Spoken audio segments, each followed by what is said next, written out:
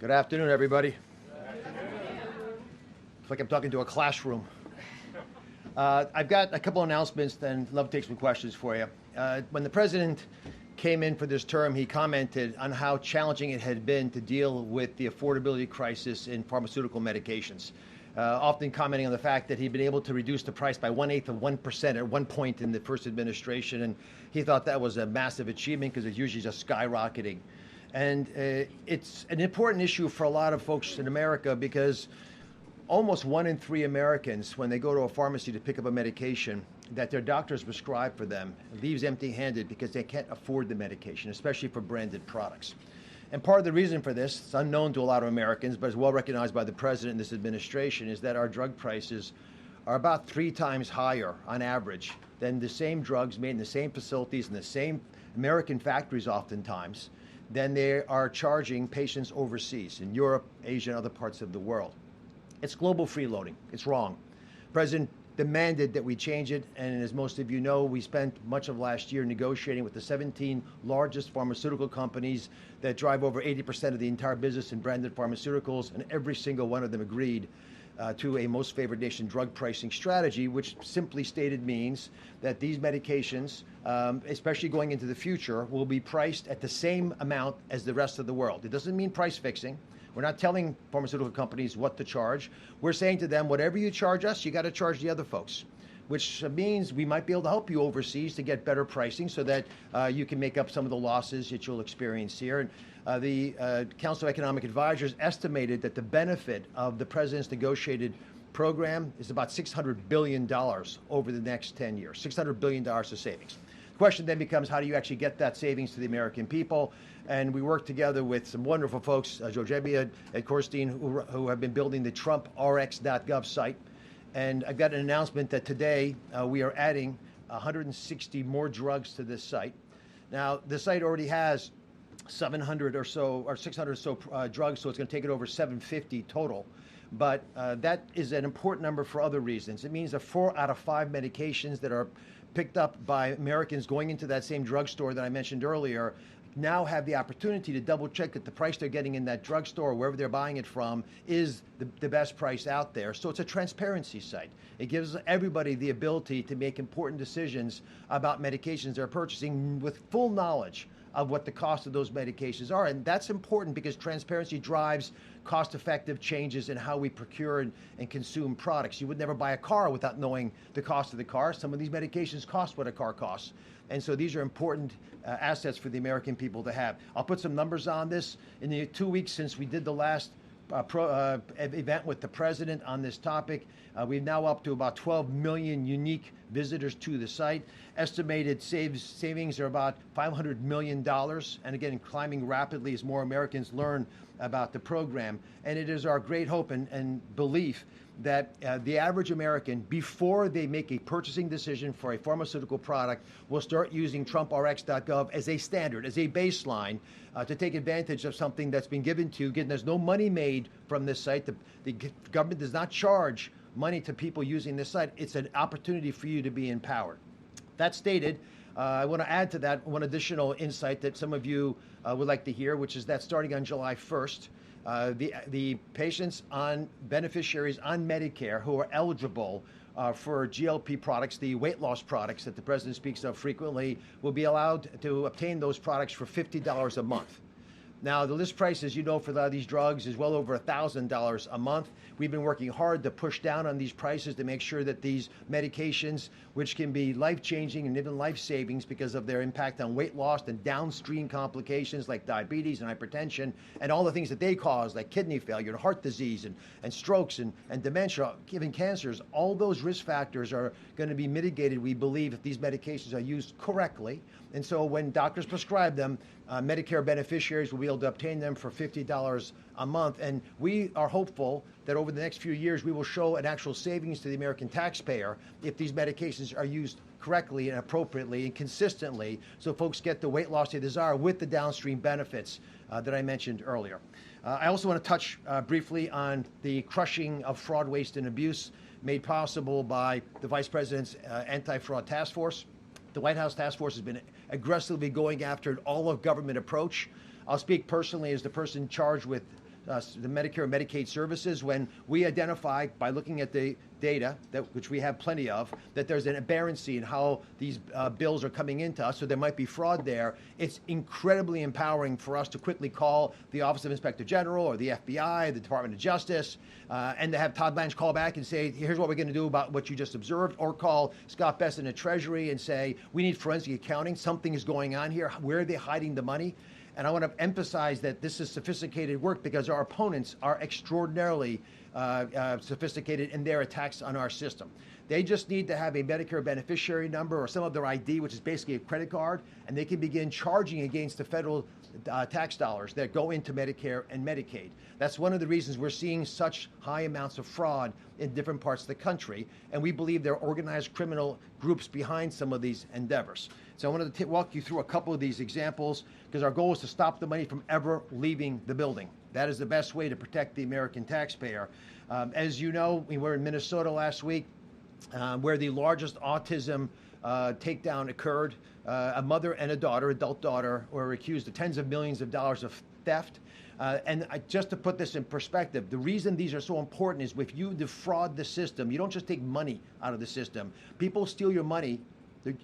The money from our most vulnerable Americans are going to steal their health. They'll steal their life. And that's what we have been seeing in some of these takedowns. Unfortunately, when these events don't happen in a timely fashion, you lose the whole program. So in Minnesota, the state itself stopped non-emergency medical transportation, which is when you need someone to take you to the doctor's appointment. They cut the whole program. It's gone. It's finished. Because they could not deal with the fraud. It went from an estimated $1 million a year, how much can it cost to take a card to a doctor's office, to over $100 million a year, so they killed the program. And that, of course, we believe, because it doesn't provide the kind of care we desire for our fellow Americans, can be problematic. We don't want that to happen in other endeavors as well. So we've been working with the state of Minnesota. We're not happy with some of the things we've been encountering as we look at their receipts on the services they provided, which is why we deferred $350 million to the state of Minnesota, and we're waiting to hear feedback from them. Other states have also been problematic. California comes to mind, where we've made several trips of late. 1/3 of all of the hospice in the entire country. And hospice is a precious, beautiful program built in the 80s to take care of people with dignity in the last months of their life. Classically, someone has metastatic cancer, they're going to die. It's going to happen in a few months. You give up your Medicare, because why would you want Medicare? You don't need all those things. Take hospice instead. But that trade has risks with it if you don't actually have a lethal problem. And when 1/3 of all the hospices in the entire country are in Los Angeles, not even California, and Los Angeles, that creates issues. First of all, it's not plausible, but it also means someone's been ignoring the problem. And in fact, there was a call 4 years ago by the state auditor in California to address these problems. It was not managed, so our agency has now suspended payments to 850, almost half of all the hospices in California now have been suspended, but they're no longer being paid.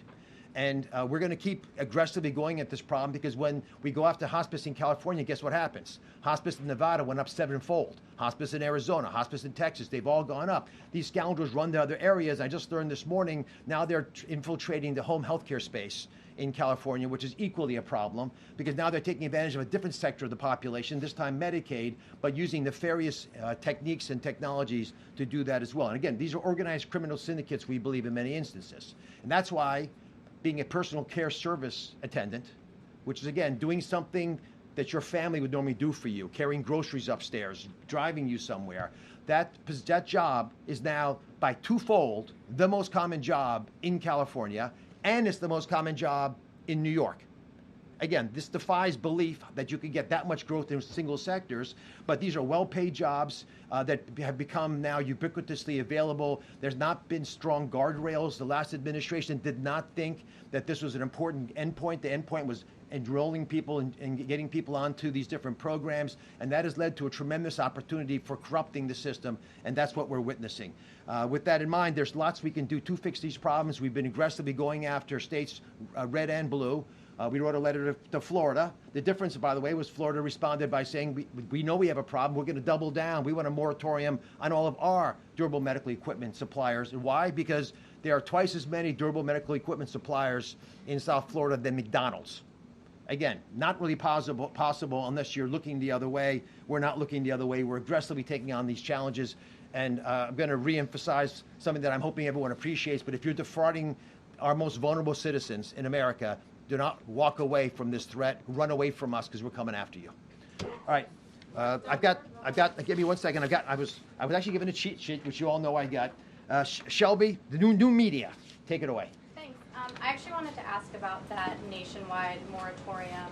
Industry groups are really concerned about growth and employment getting hurt if that moratorium expands beyond 6 months. Would you rule out an extension of that moratorium, or do you expect that it's going to be expanded?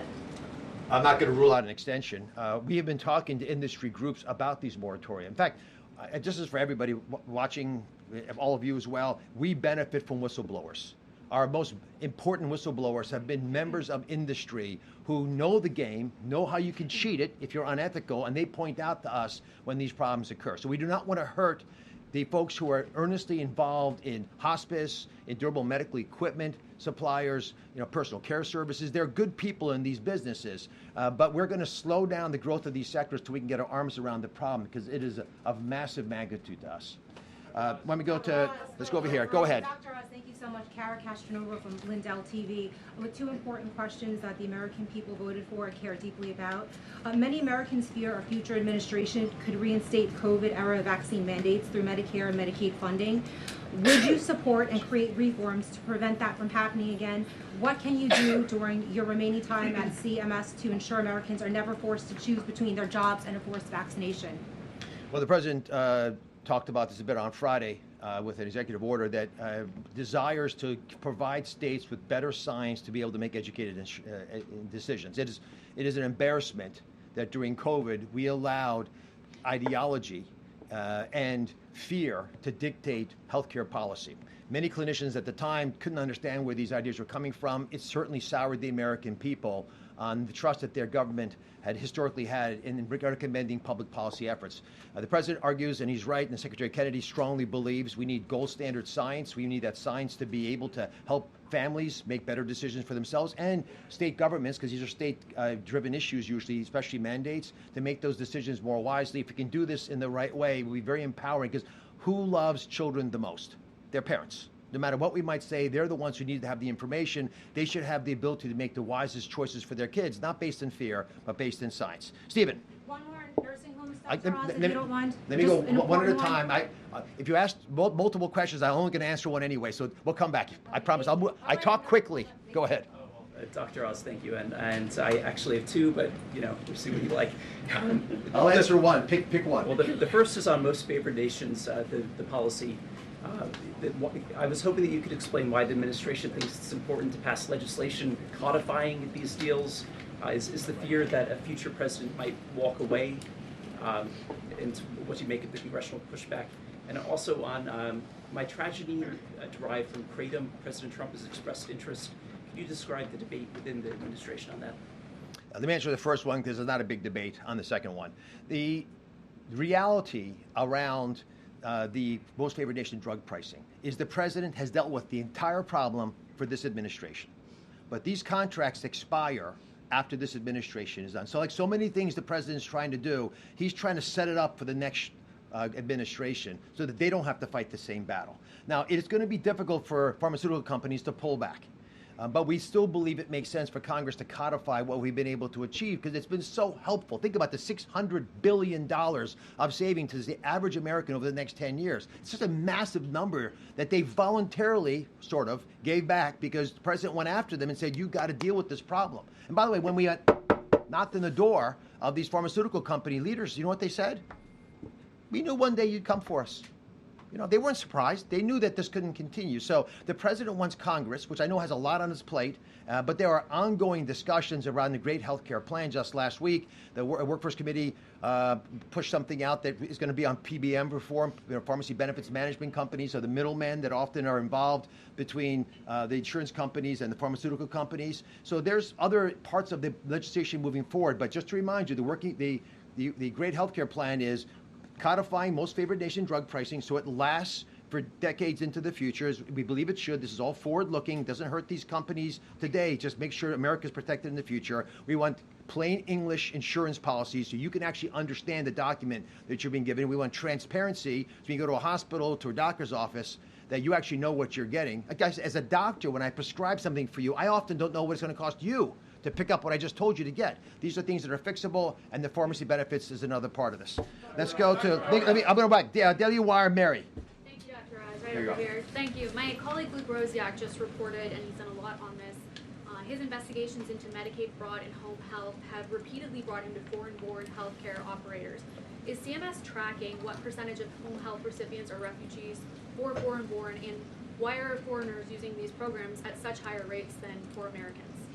Well, we are tracking illegal immigrants taking advantage of all health care plans. We've already recouped, or we've actually told California they owe us $2 billion. We've got half of it back already. I'm confident we'll get the rest because they have state-based programs that we don't have a lot of visibility into, but because of the Working Families Tax Cut legislation and other rulemaking, we are no longer allowing foreign folks who are here illegally to benefit from these programs. And just to put it in context, in California, if you're on Medi-Cal, the Medicaid program in California, until this administration, you got full dental and full vision benefits.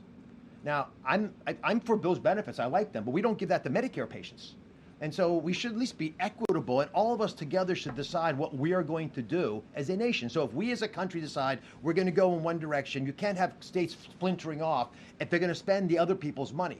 The fraud, for example, that I'm talking about and the use of money for illegal immigrants, the people who pay that bill when it, for example, the largesse of California allows folks to get benefits that the rest of the country doesn't think is appropriate for illegal immigrants or home health care providers, that money's paid by folks who are taxpayers in New Mexico, which is a blue state, and Mississippi, a red state. So this is not partisan. Everybody is taxed extra and has to put more into the kitty because some states are doing things that we don't think as a country we would like to have happen. That's why this administration has been so dogged in this issue and why the president has been so aggressive. Go ahead, Mary. On Ebola, if Kenya does end up blocking the U.S. quarantine facility there, and it seems like they might since the Kenyan courts are delaying it, where will Americans who have been exposed end up going? And then why can't they just come to the United States? I mean, I think you would probably agree that the U.S. has pretty good health care here. So where will they go, and why not to the U.S.? Jennifer, the main issue with having a facility close to the Democratic Republic of the Congo is if a patient is sick. Again, I'll speak as a heart doctor. I want to take the patient to the OR that's right next door to the room they're sick in, not to the building next to them, or to 3 buildings 2 blocks away, because that time is precious to us. You have a golden hour in many of these instances around trauma, but for illnesses, it's also relatively short. So we are confident, and the State Department's working on this diligently, that they're going to be able to work out something with Kenya. There has already been a fair amount of communication around this issue. We have and that's, by the way, there's a UK base there. We have other people who might be willing to welcome us, and we have our German colleagues as well. So there's many places we can send folks, but sending them across the world, especially when we're not sure what's going on with them, is probably not the wisest move. In red, take it away. Thank you so much. Alina Shirazi from the Daily Mail. This is the 4th checkup that the president has had. He's supposed to have 1 a year. He's had several CT heart scans. What are the doctors looking for? And second question, I think you might like this one better. Who has been your favorite cabinet secretary so far to do the briefings at the podium? That may not be my favorite question. That might, I mean, they're all obviously different. I think Scott Besant's dry humor is fabulous. Marco is just an earnestly funny person. We can tell all kinds of stories about Marco's entertaining commentary. I think JD was spectacular. You know, he's just very on his game, understands the issues, and he understands the American people, which is I appreciated his presentation so much. And I did watch them all, by the way, just to prepare. I'm a doctor. I try to do my homework. I prepped for the case. The first issue was about Ebola. No, about President Trump's examinations. He's had 4 already. The president's supposed to have 1 a year. Yeah. So I actually have talked to the president about what he's sent to all of you. And I think it's just a routine, regular exam. You remember I had the president on my show 10 years ago, and he also presented records. And at the time, I was stunned at how well he was doing, because so many of these numbers naturally over time will start going in the wrong direction. But if you look at these records, they're spectacular. You know, his cholesterol, his blood pressure, all the numbers are starting in excellent parameters. His ability, and listen, I work with him frequently. Many of you get to see him almost every day. That amount of energy and that amount of mental acuity does not exist in a vacuum. you have to have a vessel to carry it, and the president has unique ability to just keep going at all hours of the day with remarkable strength. Let's go. Right behind you. Yeah. So the administration has been stressing reshoring manufacturing, pharmaceutical manufacturing is part of that. From those announcements of those 17 pharmaceutical companies, what's the timeline that we could see those projects come to fruition? Is it summer? Is it end of this year? Well, these companies are already making investments in America. Some are ongoing, some have announced. I went to a ribbon cutting in one in Charlottesville recently. And so there's a lot of investment coming to America. But think about what you would do if you're a pharma executive. If you're a pharma executive and America's open for business and we're trying to support innovation, saving people from, cancer, autoimmune problems, dementia, all these different, you want to be where the action is. So these companies are coming here. It's actually a brain drain from Europe in particular, but other parts of the world as well, of companies who want to come here. So it's not just that we're already going, it's going to get bigger and bigger and louder. Would that be jobs? No, the jobs are starting when the first time you hire someone to build a plan for you, we have a job. If you're asking for people with picks and helmets, that's also coming quickly. But again, I've been to facilities that are already under construction, so they're starting, and and the president and I visited a facility in Cincinnati a few months ago that, again, they already have the facility, they're already running the facility, they're making additional investments to upgrade their program. Yes, ma'am. Thank you so much. I know this isn't your wheelhouse, but you are speaking on behalf of the White House today. Can you respond to any of the criticism from Republicans on President Trump's decision to tap Bill Pulte, who has no known intelligence experience, as acting DNI? Well, I think Bill is a great guy. I know him socially. I've not worked with him in his current job, but I do trust the president's judgment. He is a very sharp, quick study of people, their emotional abilities, and their ability to persevere in the face of hardship. So I have confidence in his decision. Yes, ma'am. Back on Ebola, given the World Cup coming up and millions of visitors coming to the United States, on the U.S. preparation for this, who is in charge of proactive surveillance measures, and what type of surveillance will the United States be doing for visitors coming in? Will that be expanded beyond the DRC, Uganda, and Sudan? Can you describe what is in place, knowing this influx of people coming soon? So Jay Bhattacharya, who I spoke to this morning, who is our brilliant leader of the NIH, but also CDC now, is running this program. He's got a lot of help from Dr. Heidi Overton and many others at the White House. So it's a well-constructed game plan. They aggressively got into, and they're funding now, a lot of the treatments that are being offered in the DRC and the Kenya facilities, just an extra way for us to take folks who are Americans who need help. But we have very purposefully put up testing tools and mechanisms at the major airports that people will be traveling through. I have great confidence in Jay's ability. He's a brilliant scientist and knows a lot about viruses. You want one of the most important papers really describing the true reality of what was happening during COVID early in the pandemic. It got him in the hot water because it was not convenient to hear it, but he's a brave man who will make the right decisions and be transparent about them. In pink. Just back to the question about Bill Pulte, congressional statute says any appointee for the position of the Director of National Intelligence shall have extensive national security expertise. What extensive national security expertise does he have? Ma'am, you're asking me a question that's out of my lane. I'm so focused on making sure Americans are healthy that I have not been looking at what other agencies. And the edge, go ahead. Yellow tie, go. Thank you, sir. Thank you. All right. Okay. That was fun. Dr. Oz, just now you said that it should be surprising to people that personal care service attendant is now by twofold the most common job in California and the most common job in New York. The U.S. healthcare industry has been growing rapidly, 7 to 8% annually. It's an estimated $5.3 trillion in growth. Healthcare accounts for about 18% of GDP. Why should people be surprised that in two of the most populous states in the country, a healthcare-related job like that would be a common job when it is, again, one of the fastest growing and continuously growing industries in the U.S.? I mean, what's going on here? The primary difference between paying for a hernia operation and paying someone to be a personal care service is the reason it's concerning to us. If you're having a hernia operation, you have a scar. So I know you got something. And you have a doctor who is licensed, and you had it done in a facility that's also credentialed and has been inspected. When you get personal care services, it's an unlicensed person in an unmonitored setting promising they did something. That's a lot of handshakes and, finger crossing and hoping that it worked out okay.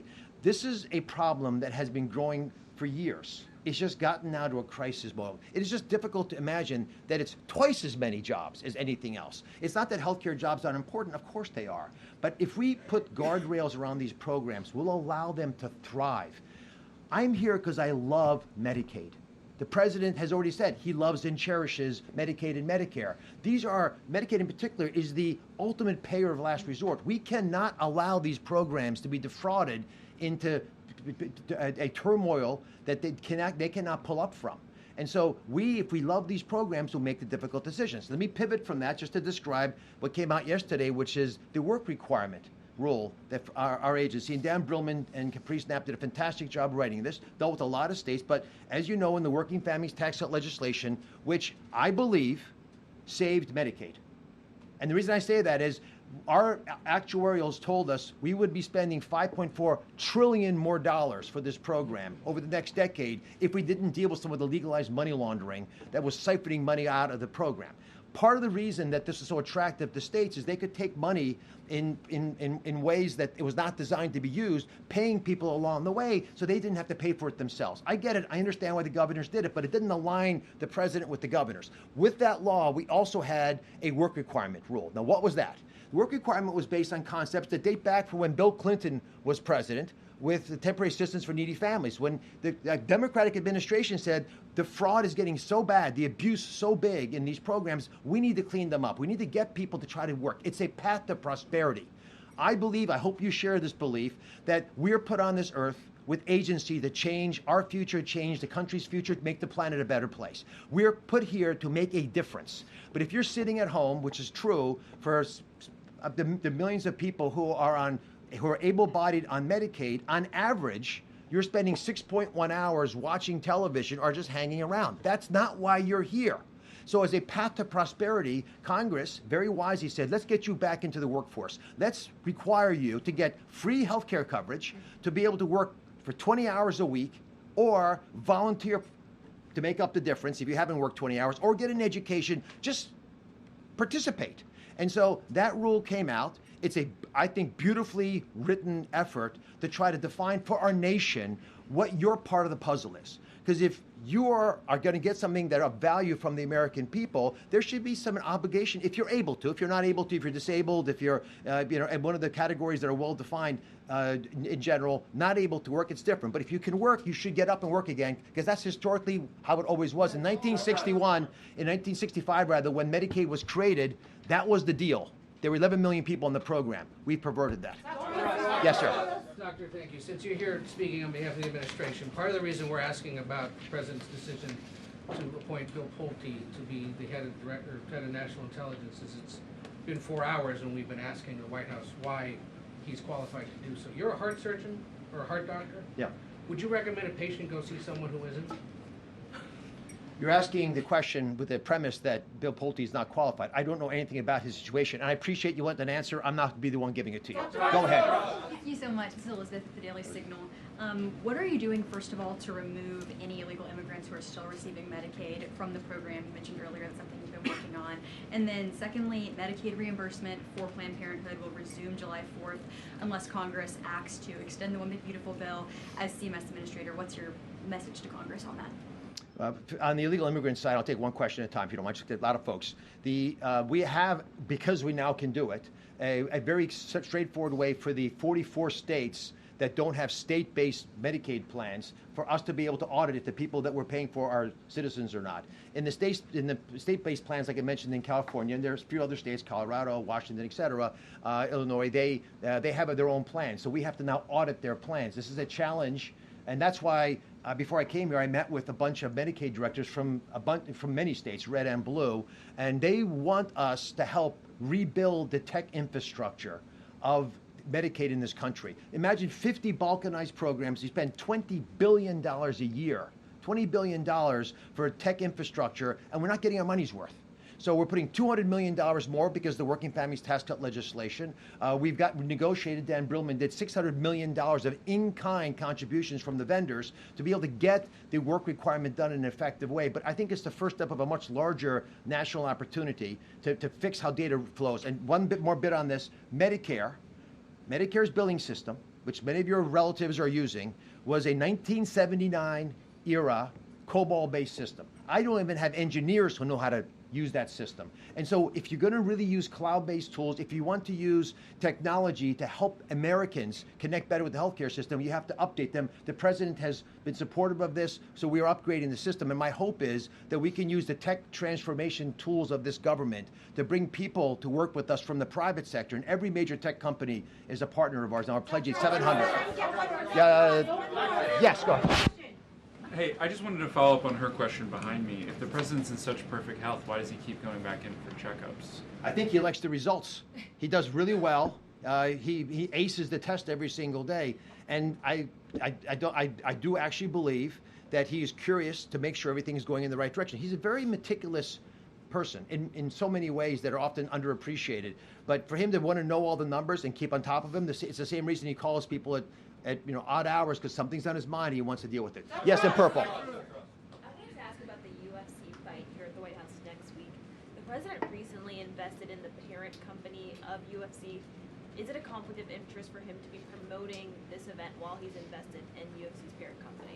I don't think the president sits in the Oval Office and makes individual investment decisions, but I don't know about that issue. But knowing him, I suspect someone else is making those decisions for him. Wait, go ahead. Thank you, Dr. Oz. The Obamacare subsidies expired earlier this year. What negative consequences have you seen, and do you see any policy adjustments that need to be made? Let's talk about Obamacare. Let's take a step back. 2015, 16, 17, 18, 2020, there were 9 million people on Obamacare. 9 million. Today, it's more than 20 million. Like, what happened? What happened was we completely took the guardrails off. And I know this because I'm working in the agency that actually was told to take the guardrails off. And because there wasn't an earnest desire to keep track of whether you were appropriately on it or not, but more importantly, just get the number to where we all feel good about ourselves, we had massive increases of people joining the program. We believe that 35%, roughly, of the people that are using the Affordable Care Act, Obamacare exchanges, because they've never used the program once, they've never filed a claim, may not be legit. And that actual number may translate to, I don't know, 5-6 million people we could be paying premiums for because they don't have to contribute anything. So they don't even know they're getting it. These are people who have Medicaid, and someone, often a broker, is dishonestly enrolling them on in an Affordable Care Act. Or they're in 2 states at once getting full insurance paid for by us in multiple states at once. So we have evaluated these numbers. They're extremely concerning. There's a very strong effort by us. We actually made a rule 2 weeks ago that starts the process. We had tried to do this when we first came into office. A court enjoined us. They did not feel we'd followed appropriate APA guidelines, government guidelines. And so we redid it, and now it went back out again. But if you care about the ACA, then you'll want us to take the fraud out. And let me just take a step back. If we want you to go back to work on Medicaid, what's going to happen? You're going to start making money. As you make money, you're going to make enough money, you get above the poverty level, you're going to want to buy an Affordable Care Act product. Or private industry, commercial insurers are going to start using it. That's a good thing. We're getting America back up. They're getting into work, getting them into the stratosphere, building prosperity. So we want these programs to work together. But if you've got millions of people, literally, who are getting insurance that they don't want, they don't even know they have it, and we're all paying for it, that's tens of billions of dollars we're throwing away. That increases premiums for everybody. It drives affordability down. We're not going to tolerate it anymore. Sir in the back, in the beard. Yes. Thank you so much, Dr. Oz. We are happy to see you. I'm sorry, I will ask you a question because I'm Turkish No, American. only one question. Doesn't matter. One question. Okay, so I'm going to ask you, the Turkish president, Recep Tayyip Erdogan, and American president has a good relations. And there's a report they are going to meet in Turkey and United States game in Los Angeles. Have you heard about it? And also there's a NATO summit in Turkey in July. So you're Turkish American. I don't know. Do you have any idea? Are you going to join? And what you're thinking about Erdogan and Trump relations? I have no idea about these meetings. I've not been invited to anything. I suspect I won't be invited to everything because I've got a lot of work to do here. I'll give it right there. Go ahead. Good. Yes. Jordan Conrad's Gateway Pundit. Back to the illegal aliens on Medicare and Medicaid.